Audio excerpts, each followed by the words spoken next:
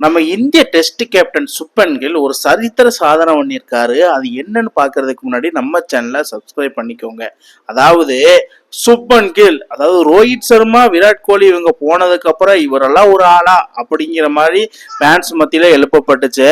ஆனா சுப்மன் கில் அதெல்லாம் பொருட்படுத்தாம, அதாவது இந்தியால இவ்வளவு ரன்களை அடிச்சிருந்தா கூட சொல்லலாம், இங்கிலாந்து போய் இங்கிலாந்து மண்ணில் இவ்வளோ ரன் அடிக்கிறதுலாம் அவ்வளோ சாதாரணமான விஷயம் இல்லை. தலைவன் செகண்ட் டெஸ்ட்ல ஃபர்ஸ்ட் இன்னிங்ஸ்ல 269 ரன் அடிச்சிருக்கிறாப்புல. அது நம்ம எல்லாத்துக்குமே தெரியும். செகண்ட் இன்னிங்ஸ்ல என்ன பண்ணிருக்காரு அதுவுமே நமக்கு எல்லாம் தெரியும். என்னன்னா கிட்டத்தட்ட 2 டெஸ்ட் தான் முடிஞ்சிருக்கு. அதுக்குள்ளேயே தலைவன் 585 ரன்ல அடிச்சு தும்சம் பண்ணிருக்காரு. இங்கிலாந்து மண்ணுல இங்கிலாந்து பவுலர்ஸ என்ன மாதிரி அடிங்க தரமான சம்பவம் பண்ணிருக்காரு. ஒவ்வொரு அடியும் வேற லெவல்ல இருந்திருக்கு. கேப்டன்சி நாக் என்னன்னு தெரியுமா? ரோஹித் சர்மா, விராட் கோலி இல்லைங்க, இங்க சுப்மன் கில் அந்த மாதிரி சம்பவம் பண்ணியிருக்காப்புல.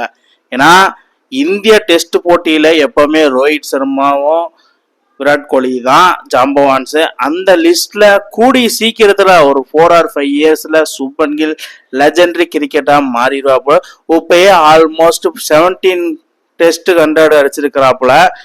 என்ன மாதிரி சம்பவம்னா அந்த மாதிரி சம்பவம். இப்ப என்னன்னா சுனில் கவாஸ்கர் அடிச்ச சாதனைய பீட் பண்ணி ஒரு டெஸ்ட் கேப்டன்சினா என்னன்னு தெரியுமா? அந்த மாதிரி ஒரு சம்பவத்தை நிகழ்த்தி இருக்காப்புல. அது சுப்மன் கில் ஃபர்ஸ்ட் இன்னிங்ஸ்ல 269 ரன்னும் செகண்ட் இன்னிங்ஸ்ல 161 ரன்னும் அடிச்சு சரித்திர சாதனை பண்ணிருக்காரு. அதுலயும் ஒரே மேட்ச்ல 430 ரன்களை அடிச்சிருக்காப்புல. அவன் ஒரு சீரியஸ்லயே 430 ரன் தான் அடிப்பான். ஆனா சுப்மன் கில் என்ன பண்ணிருக்கான்னா ஒரே டெஸ்ட்ல 430 ரன் அடிச்சு சம்பவம் சரித்திர சம்பவம் பண்ணியிருக்காப்புல. வேற மாதிரி சம்பவம் எட்பஸ்டன் அங்க இந்தியா வின் பண்ணவே இல்லை.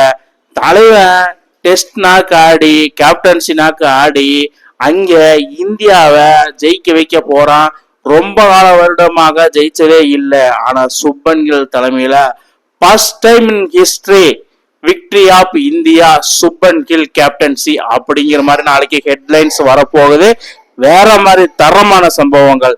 என்னடா இது, ஒரு சின்ன பையன் 25 வயசுல எட்ஜ்பஸ்டன் நம்மளையே ஓட்டு பொழந்து எடுத்துட்டு போயிட்டா அப்படிங்கிற மாதிரிதான் பென் ஸ்டோக்ஸ் ஆகட்டும், இங்கிலாந்து ஃபேன்ஸ், இங்கிலாந்து இசிபி, அதாவது இங்கிலாந்து கிரிக்கெட் போர்டு எல்லாருமே பார்ப்பாங்க.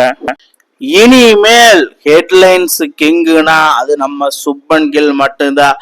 இப்படியே போயிட்டு இருந்தா ஓடிஐ, T20, டெஸ்ட் எல்லாத்துலயும் 3 ஃபார்மேட்லயும் சுப்மன் கில் தான் கேப்டன்சி பண்ணுவாரு.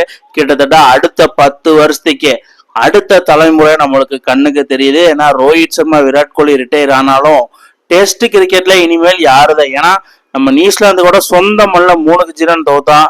ஆஸ்திரேலியாவோட போயிட்டு சேனா கண்ட்ரில 4-1 தோத்தோம். அதுக்கப்புறம் இங்கிலாந்துலயும் தோத்துருவோம் அப்படின்னு சொல்லி, ஏன்னா 371 ரன் அடிச்சிருந்தோம் ஃபர்ஸ்ட் டெஸ்ட்ல.